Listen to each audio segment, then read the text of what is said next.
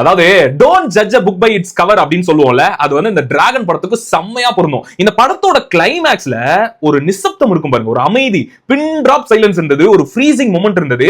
அந்த மொமெண்ட் வரும்போது எனக்கு என்ன ஃபீல் ஆச்சுன்னா, ஒரு 2 வாரத்துக்கு முன்னாடி இந்த டிராகன் படத்தோட ட்ரெய்லர் ரிலீஸ் ஆனப்போ அதை பார்த்துட்டு எக்கச்சக்கமான கிரிட்டிசிசம் வந்தது. ஒரு எக்ஸாம்பிளுக்கு சொல்லணும்னா, இன்னுமாடா இன்ஜினியரிங்ல அரியர் வைக்கிறதெல்லாம் கெத்து நினைச்சிட்டு இருக்கீங்க, காலேஜ்ல ஒழுங்கா படிக்காம காலேஜுக்குள்ளே தம் அடிச்சுட்டு பொண்ணோட இடுப்பை கமெண்ட் பண்ணிட்டு பிரின்சிபல் கூட சண்டை போட்டுட்டு காலேஜ் பங்க் அடிக்கிறதெல்லாம் கெத்துன்னு ஹீரோவை போர்ட்ரேட் பண்ணி எடுக்கிற படங்கள்லாம் இன்னும் எத்தனை காலத்துக்கு தான் வரும் தெரியல.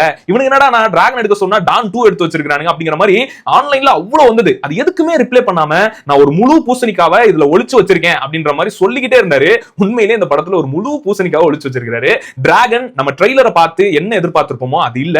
அதையும் தாண்டி ஒரு மிக முக்கியமான விஷயம் இருக்கு. ஒரு மாஸ் கமர்ஷியல் படம், ஒரு பிளாக் பஸ்டர் படம். அதுல ஒரு சூப்பரான கருத்து, ஹீரோ ஜெயிக்கணும் தான் படத்தோட கிளைமேக்ஸ்ல. ஆனா அதுல நியாயம் இருக்கணும்ங்கறத கொண்டு வந்து வச்ச விதம், அதான் அந்த கிளைமேக்ஸோட அமைதி. அது எனக்கு ரொம்ப ரொம்ப பிடிச்சிருந்தது. சோ டிராகன் படத்தை நீங்க ஃப்ரெண்ட்ஸோட ஃபேமிலியோட கண்டிப்பா தாராளமா போய் பார்க்கலாம். அவ்வளவு சூப்பரா இருந்தது. ஒரு சில இடங்கள்ல வர கெட்ட வார்த்தைகளை குறைச்சிருந்தா இன்னும் வெகு ஜனங்களுக்கு, குடும்பங்களுக்கு ரொம்ப சூப்பரா கனெக்ட் ஆயிருக்கும் அப்படின்ற மாதிரி இருந்தது என்னோட ஃபீலிங். நீங்க என்ன நினைக்கிறீங்க? டிராகன் படம் பார்த்துட்டீங்களா இல்லைங்கிறத சொல்லுங்க. டீடைல் ரிவ்யூ யூடியூப்ல இருக்கு, அங்க வந்து பாருங்க.